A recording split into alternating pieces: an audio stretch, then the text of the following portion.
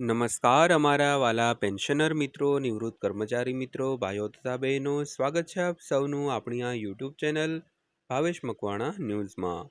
તો પેન્શનર મિત્રો, આજની તારીખ 1/5/2026। તો આજના વિડીયોની અંદર આપણે વાત કરીશું નિવૃત્ત પેન્શનરોના હિતમાં સુપ્રીમ કોર્ટે આપ્યો છે એક મહત્વનો ચુકાદો।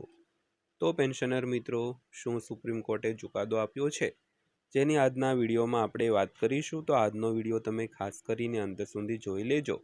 અને હજી સુધી જો આપણી આ ચેનલ તમે સબસ્ક્રાઈબ ન કરી હોય અને જો તમે એક નિવૃત્ત પેન્શનર હો તો આપણી આ ચેનલ અત્યારે જ સબસ્ક્રાઈબ કરી લેજો, કારણ કે આપણી આ ચેનલમાં તમને રોજે રોજ આવા જ નવા વિડીયો જે તમારા માટે ખૂબ જ અગત્યના હોય તે એકદમ સરળ ભાષામાં મળતા રહેવાના છે। તો શરૂ કરીએ આજનો આ વિડીયો। તો કેન્દ્ર સરકારે કર્મચારીઓ અને પેન્શનરો માટે મોંઘવારી ભથ્થા એટલે કે ડીએ અને મોંઘવારી રાહત એટલે કે ડીઆરમાં અનુક્રમે 2%નો વધારો જાહેર કર્યો છે, જે 1 જાન્યુઆરી 2026થી અમલમાં આવશે। તો ડીએમાં મૂળ પગાર પર ડી 58%થી વધારીને 60% કરવામાં આવ્યો છે। તો ચાલો જાણીએ કે ડીએ વધારા પછી આવકવેરા કર્મચારીઓ અને પેન્શનરોએ કેટલો ચૂકવવો પડશે। તો ખાસ કરીને ડીએ વધારા બાદ દરેક કર્મચારી અને પેન્શનરોએ કેટલો આવકવેરો ચૂકવવો પડશે તેની આજના વિડીયોમાં આપણે વાત કરીશું। તો કેન્દ્ર સરકારે કર્મચારીઓ અને પેન્શનરો માટે મોંઘવારી ભથ્થા તેમજ મોંઘવારી રાહતમાં અનુક્રમે 2%નો વધારો જાહેર કર્યો છે, જે 1 જાન્યુઆરી 2026થી અમલમાં આવશે।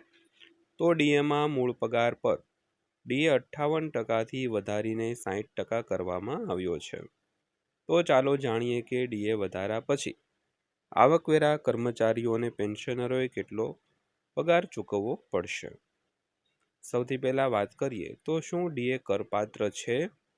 તો મોંઘવારી ભથ્થું એ સરકારી કર્મચારીના પગારનો એક નિશ્ચિત ભાગ છે જે સંપૂર્ણપણે કરપાત્ર છે।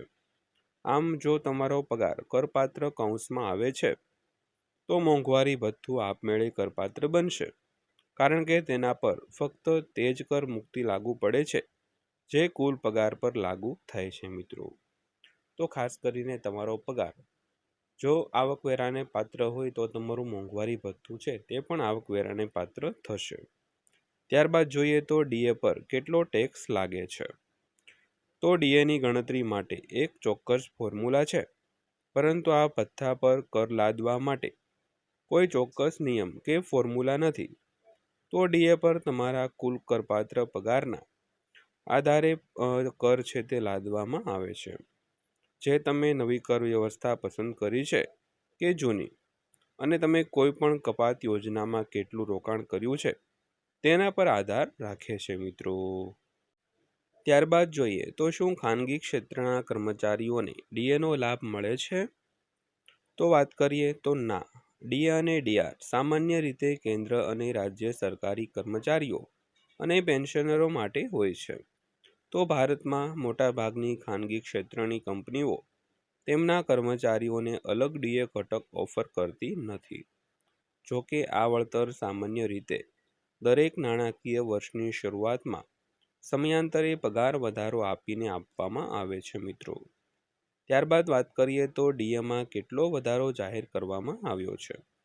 તો નાણાં મંત્રાલયે કેન્દ્ર સરકારના કર્મચારીઓ અને પેન્શનરોના ડીએ અને ડીઆરમાં 2%નો વધારો કરીને 60% કર્યો છે, જેનાથી વધતી જતી ફુગાવા વચ્ચે નોંધપાત્ર રાહત છે તે મળી શકે છે, અને કર્મચારીઓનો જે ટેક હોમ પગાર છે તેમાં પણ વધારો થશે મિત્રો। તો પેન્શનર મિત્રો, આથી આજની માહિતી પસંદ આવી હોય, વિડીયો સારો લાગ્યો હોય તો વિડીયોને એક લાઇક કરજો, અને આવા જ વિડીયો રોજે રોજ જોવા માટે આપણી આ ચેનલ સબસ્ક્રાઈબ કરી લેજો। તો ફરીવાર પાછા મળીશું એક નવા વિડીયો સાથે, નવી માહિતી સાથે। ત્યાં સુધી સૌને જય હિન્દ, વંદે માતરમ।